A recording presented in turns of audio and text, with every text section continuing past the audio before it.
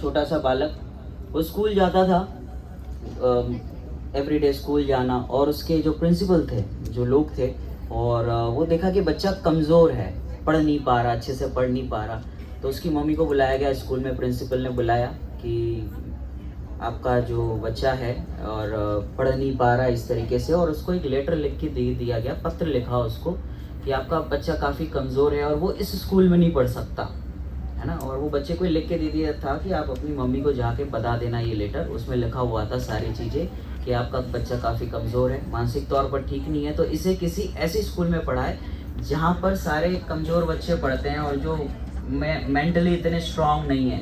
तो प्रिंसिपल ने बुलाया उनकी माता जी को और वो गए और सुना उन्होंने, तो ठीक है। अब बच्चा तो बाहर बैठा था, उसके सामने कुछ कहा नहीं जा सकता था। तो वो बच्चे को बाद में उसकी मम्मी को बताया गया कि नहीं पढ़ सकता। उसकी मम्मी ने कहा ठीक है, नहीं पढ़ सकता, कोई बात नहीं, मेरा बच्चा आज के बाद मेरे साथ पढ़ेगा, मैं उसे पढ़ाऊँगी। तो जो फिर धीरे नेक्स्ट डे जब वो बच्चा रेडी होता है स्कूल जाने के लिए, तो उसकी मम्मी वो बच्चा पूछता है अपनी मम्मी से कि मम्मी आज स्कूल जाना है मुझे, आप रेडी नहीं कर रहे? तो बोले कि नहीं, तुम्हारे प्रिंसिपल ने मुझे ऐसा कहा है। अब ध्यान से सुनना, क्या कहा कि ऐसा कहा है कि ये बच्चा बहुत इंटेलिजेंट है और हमारे टीचर कैपेबल नहीं है इसको पढ़ाने के लिए, तो तुम्हारे टीचर ने मना कर दिया कि आप स्कूल नहीं जाओगे और आपको पढ़ाऊंगी कौन? मैं। अब वो जो बालक था धीरे धीरे बड़ा होता गया और उसने उसको उसकी पढ़ाई उसकी मम्मी ने कराई। पढ़ते पढ़ते पढ़ते पढ़ते वो बच्चा बहुत आगे बढ़ा और एक दिन होता है कि उसकी माता का स्वर्गवास हो जाता है। ये बात उस बच्चे को अब तक नहीं पता थी। अब वो बच्चा आगे बढ़ता हुआ एक बहुत बड़ा साइंटिस्ट बन जाता है। उससे बहुत एफर्ट्स दिए, जो हम छोटी छोटी बातों में उलझ जाते हैं, हमें लगता है कि नहीं हो पाएगा मुझसे, नहीं हो पाएगा, ये काम मुझसे नहीं हो पाएगा, इतनी पढ़ाई नहीं हो पाएगी, इतनी सिक्योरिटी नहीं हो पाएगी, ये काम मुझे मत दो, है ना। वो कराटे में डिसिप्लिन आपने कहा ना, बहुत अच्छी बात है कि सुबह 4 बजे उठना, 5 बजे उठना कितना डिफिकल्ट है, नहीं हो पाएगा। कितनी बार हम अलार्म स्नूज करते रहते हैं, 2-2 3-3 बार लगाते हैं, फिर सोचते हैं नहीं हो जाए, ठीक है बाद में कर लेंगे, कल से उठेंगे। कितने लोग चाहते हैं कि सुबह जल्दी उठें? अच्छा, कितने लोग वजन कम करना चाहते हैं? काफ़ी लोग। सबको नॉलेज है क्या करना चाहिए, योगा और एक्सरसाइज, रनिंग, सबको पता है। कितने लोग करते हैं? वेरी गुड, बहुत लोग करते हैं। So it is about action, कि एक्शन ओरिएंटेड होता है कि हम कितने एक्शन लेते हैं, हम कर रहे हैं कि नहीं कर रहे हैं। नॉलेज तो सभी को है, किसको नहीं है? हर किसी को नॉलेज है, लेकिन हम उसको अप्लाई कितना करते हैं, आत्मसात कितना करते हैं, वो महत्वपूर्ण है। तो वो जो बालक था बड़ा होता गया और उसने बहुत सारे इन्वेंशन किए अलग अलग। एक इन्वेंशन ऐसा था कि जहाँ पर उसे बहुत एफर्ट्स लगे उस बालक को, अब तो वो बड़े व्यक्ति बन चुके थे, तो उन्होंने काफ़ी ट्राई किया। तो वो एक ऐसी चीज़ की खोज कर रहे थे कि उस समय बिजली नहीं थी, और वो ऐसी चीज़ की खोज कर रहे थे कि जिससे बिजली उत्पन्न हो। तो सब उसे कहते थे पागल है, होगा नहीं, आज तक बिजली नहीं आई, तुम कहाँ से कुछ इन्वेंट कर लोगे।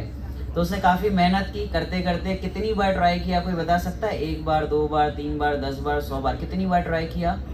10,000 टाइम्स, 10,000 बार उस व्यक्ति ने ट्राई किया। और 10,000 बार में उसने बल्ब का इन्वेंशन किया। जिस लाइट के नीचे आज हम बैठे हैं वो थॉमस एल्वा एडिशन थे। जिस बालक को प्रिंसिपल ने ये कह दिया था कि ये पागल है, कुछ नहीं कर पाएगा लाइफ में, वो इतना बड़ा बना। अब ये कहानी शायद आपने सुनी भी होगी, लेकिन इसके पीछे का जो रहस्य है वो समझने जैसा है। वो जो बालक था, वो जो इन्वेंशन किए इतने बाद, एक दिन वो अपना कबर्ड साफ कर रहे थे, कबाट होता है वो साफ कर रहे थे, वहाँ पर उसको एक पत्र मिला। उस पत्र में लिखा था आपका बालक कमज़ोर है, दिमागी तौर पर ठीक नहीं है, इसे किसी ऐसी स्कूल में पढ़ा है जहाँ पर ये कुछ कर पाए, यहाँ पर नहीं पढ़ा है। वो देखकर वो जो थॉमस अल्वा एडिसन थे, जिन्होंने इस बल्ब का इन्वेंशन किया था, लाइट का इन्वेंशन किया था, वो रोने लगे। और उन्हें उस समय समझ में आया कि एक माता क्या होती है, जिसको कहते हैं हम अनकंडीशनल लव, विदाउट कोई एक्सपेक्टेशन, विदाउट कोई कंडीशन। ऐसा प्यार सिर्फ माँ कर सकती है, जिन्होंने मरने के बाद भी नहीं बताया कि मैं कौन थी, है ना, और किस तरीके से आपकी परवरिश की। तो ये एक ऐसी कहानी है जो बहुत इंस्पायर करती है। जितने फ़ोटो हैं सबके सब इसी से निकले होंगे। सबके बहुत सारी समस्याएं आई होंगी, आपके भी समस्याएं आई होंगी, आती हैं, आती रहेंगी। जीवन एक ऐसा मंच है जहाँ पर जन्म मरण, रोग, खुशियाँ, दुख, ये सब आते रहेगा। और इस बीच में कौन उसके पार निकल जाता है, वो सबसे महत्वपूर्ण है। कि उन समस्याओं को दरकिनार करते हुए आगे कौन निकल पाता है, सबसे महत्वपूर्ण है। अब ये कहानी के माध्यम से मैं कुछ कहना चाहता हूँ। एक महिला में ही ऐसी ताकत है जो विदाउट कंडीशन किसी से प्रेम कर सकती है। एक महिला में ही ऐसी ताकत है जो कृष्ण पैदा कर सकती है, राम पैदा कर सकती है, शिवाजी महाराज पैदा कर सकती है, महाराणा प्रताप पैदा कर सकती है। और वो बल कौन देता है? उस बालक को, जो ये छोटे बच्चे ने शिवाजी का रोल किया था ना, वो बालक आया था। अब इसने जो अभी यहाँ पर क्या ना, इसे आइडिया ही नहीं है कि वो कौन सा रोल प्ले कर रहा है, बट वो जब बड़ा होगा फोटोज़ देखेगा और उसकी मम्मी बताएगी कि देखो तुमने ये रोल प्ले किया था, तो उसे जो वो इंस्पिरेशन मिलेगा ना, वो कोई अलग ही होगा। कंट्री मैटर नहीं करता, आप किस जगह से हैं वो मैटर नहीं करता, आप कैसे कौन सी स्कूल से पढ़े हैं, कहाँ से हैं, वो कोई भी महत्वपूर्ण नहीं है। महत्वपूर्ण ये है कि आप आगे कैसे बढ़ते हैं। सर ने इंट्रोडक्शन में अपने कहा था कि मैं धारावी से हूँ और इस स्कूल से पढ़ा, फिर किस तरीके से अचीवमेंट लिया। और हम देखते हैं कि हमारे इंडिया में, सब पूरे वर्ल्ड में, हम बहुत जगह जाना होता है और बहुत सारी चीज़ें हम देखते हैं, लोग कॉरपोरेट्स में जाते हैं। इंडिया में जितना टैलेंट है उतना पूरे वर्ल्ड में किसी के पास नहीं है। इतने इंटेलिजेंट यहाँ पर लोग हैं और इतने टैलेंटेड लोग हैं। और जो है सबसे महत्वपूर्ण चीज़ है हमारा यहाँ का कल्चर, हमारे यहाँ की एकता। कोई एक गिरता है तो 10 उठाने वाले आ जाते हैं। फॉरेन में ऐसा नहीं होता, तुम अपना देख लो, वहाँ तो 18 साल में बच्चों को कहा जाता है कि आप अपनी कमाई करो और अपने पैरों पर खड़े हो, अपनी पसंद की लड़की देखो और शादी कर लो। हमारे यहाँ ऐसा नहीं होता। एकता है, परिवार है। हमारे यहाँ का जो गुरुकुल सिस्टम था, हमारे जो राजा महाराजा थे वो गुरुकुल में जाके पढ़ते थे। तो इस तरीके से ये जो महिला दिवस के अवसर पर हमें ये समझना है कि हमारे अंदर कितना पावर है। जैसे वो बालक को एक माँ किस तरीके से परवरिश करती है, जैसे आपके घर में आप ऑफिस में कुछ भी करके आए हो लेकिन घर में उस बालक को बराबर भोजन कराओगे, तो क्या ऑफिस की चीज़ घर पे जाती है? ऑफिस में कितना भी टेंशन हो, आपने जो भी जॉब में है वहाँ पे कितनी भी टेंशन हो, लेकिन खाना तो बराबर बनाते कि नहीं बनाते, उसको बराबर खिलाते कि नहीं खिलाते। तो वहाँ पे जैसे परवरिश की जा रही है, कितने रिस्पॉन्सिबल हैं, है ना। वो जादव मैडम जी थे ना, चंदा जी, श्रीमती चंदा जी, उन्होंने बहुत अच्छी बात कही कि रात के 2 बजे हो चाहे 4 बजे हो, जहाँ जाना था वहाँ पर गई मैं। तो ये नॉलेज की बात नहीं है, ना ही पद की बात है, डेडिकेशन। उनका जो समर्पण है इस जॉब के प्रति, वो उनको आगे लेकर जाता है। और ये डेडिकेशन ही, समर्पण, डिसिप्लिन, ये सारी चीज़ें हैं, वही हमें आगे लेकर जाएंगी। तो ये हमें समझना होगा कि आप सबके अंदर वो क्वालिटी है, बस ये वक्त है कि उसको रियलाइज़ करने का। तो जैसे एक माता अपने बालक का किस तरीके से परवरिश करती है, यदि ये हमें समझ में आ जाए तो हम हर फील्ड में, चाहे वो फाइनेंस हो, पैसे से रिलेटेड हो, चाहे वो जॉब रिलेटेड हो, अगर मैं रिस्पॉन्सिबल सिटीजन हूँ इस भारत का और अपने जॉब के प्रति, अपने परिवार के प्रति, तो हम जो चाहे वो अचीव कर सकते हैं। और सबसे महत्वपूर्ण बात कि सेल्फ सेटिस्फेक्शन मिलता है। जैसे हम जहाँ पर काम करते हैं तो 2 चीज़ों को कभी भी मिक्स नहीं करना चाहिए। जैसे हम यहाँ से गए घर पर, तो घर की चीज़ें, यहाँ की चीज़ें घर नहीं लेके जाना, घर की चीज़ें यहाँ लेकर नहीं आना, नहीं तो बहुत डिस्टर्बेंस हो जाएगा। जनरली हम ऐसा करते हैं, यहाँ की चीज़ें घर नहीं लेके जाते, लेकिन घर की चीज़ें जो क्लैशेस होते हैं, अनबन होती है, उसको ऑफिस में लेकर आते हैं। तो क्या होता है कि हम थोड़े से अनईजी फील करते हैं, घर पे कुछ हो गया, अनबन हो गई, तो हमें अच्छा नहीं लगता। फिर यहाँ जॉब में आके भी ये सारी चीज़ें होने लगती है। सॉल्यूशन चाहते हैं इस चीज़ का कि वो डिस्टर्ब ना हो, आप यहाँ का वहाँ नहीं हो, वहाँ का यहाँ नहीं हो। तो एक चीज़ बहुत अच्छे से समझने जैसी है, हमने अपने लाइफ को बहुत सीमित तौर पर देखा है। और हम एक चीज़ बहुत अच्छे से समझ ले कि घर में जब तक 4 बर्तन हैं तब तक बजने ही वाले। कोई ऐसा घर नहीं है जहाँ पर झगड़ा नहीं होता हो। तो ये तो हर दिन का कार्यक्रम है, तो उसको एक्सेप्ट कर ले कि ये ऐसा ही रहना है। छोटा बालक है, वो मस्ती करेगा, उसको कहेंगे हम शांति से बैठ जा, तो ऐसा होने वाला नहीं है। तो हम क्या करेंगे, उसको एक्सेप्ट कर ले। और वो कहे कि वो उतनी देर का कार्यक्रम था, हो गया, अब हम आ चुके हैं जॉब पर, अब हम कुछ ड्यूटी कर रहे हैं या फिर कोई और चीज़ कर रहे हैं, तो हम बहुत responsible, as a responsible citizen हम उसका बखूबी उसको आत्मसात करें और उसको बखूबी अप्लाई करें। तो जब ये चीज़ें अप्लाई करने आ जाएंगी कि हाँ ये रोल अलग था, जैसे अभी मैं सुबह उठा, फिर एक्सरसाइज की, योगा किया, फिर यहाँ पर आए, अब मुझे किसी ने कुछ कहा, ट्रेन में सपोज गर्दी थी और किसी ने मुझे कुछ कह दिया, और वो चीज़ मेरे माइंड में हो, तो मैं यहाँ पर परफॉर्म नहीं कर पाऊँगा, मैं बोल नहीं पाऊँगा। मुझे वो साइड पे रखना होगा, उस चीज़ को दरवाजे के बाहर रखना होगा। किसी ने मुझे कुछ कह दिया, किसी ने अपशब्द कहे, गाली दे दी, तो अगर वो चीज़ मैं कैरी करूँ, तुम बहुत बेकार हो, ऐसा किसी ने मुझे कह दिया, आपने अच्छा नहीं बोला, अगर वो मैं चीज़ पकड़ के रखूँ तो मैं आगे नहीं बढ़ पाऊँगा। तो ऐसे ही हमें जो घर की चीज़ें हैं या फिर किसी ने कुछ कहा, ऑफिसर्स ने कुछ कहा, अगर वो चीज़ पकड़ के रखेंगे, उन्होंने एक दिन मुझे ऐसा कहा था, उन्होंने मुझे एक दिन ऐसा कहा था, तो वो पकड़ के रखना, अपने आप को स्टक करना है, अपने आप को रोकना है। और इन चीज़ से बाहर निकलने का एक ही तरीका, ये जितने लोग हैं सब के सब कहीं ना कहीं रुके होंगे, है ना। ताई जी की स्टोरी, आप इन सब की स्टोरी ज़रूर पढ़ना। और एक और चीज़, हम सबको गुस्सा आता है, हम सब के घर में प्रॉब्लम्स होती हैं, इंसान है, गुस्सा आता है, अच्छी भी चीज़ें होती हैं। तो हवाओं के रुख को रोका तो नहीं जा सकता, हवाओं के रुख को रोका तो नहीं जा सकता, लेकिन हवाओं के रुख को मोड़ा ज़रूर जा सकता है। तो हमारे धन्यवाद। तो हमारे जितनी भी नेगेटिव चीज़ें जो हमें लगती है उसको पॉजिटिव में डायरेक्शन दिया जा सकता है, उसको सही तरीके से आत्मसात किया जा सकता है। एक सजेशन मेरा ये रहेगा कि जितने लोग हैं यहाँ पर आप फोटोज़ देख रहे हैं, अगर अपने जीवन को बदलना चाहते हैं, अगर अपने जीवन को सच में बदलना चाहते हैं, जितने बड़े लोग हैं आप उनमें एक चीज़ कॉमन देखेंगे, वो है अच्छा साहित्य पढ़ना।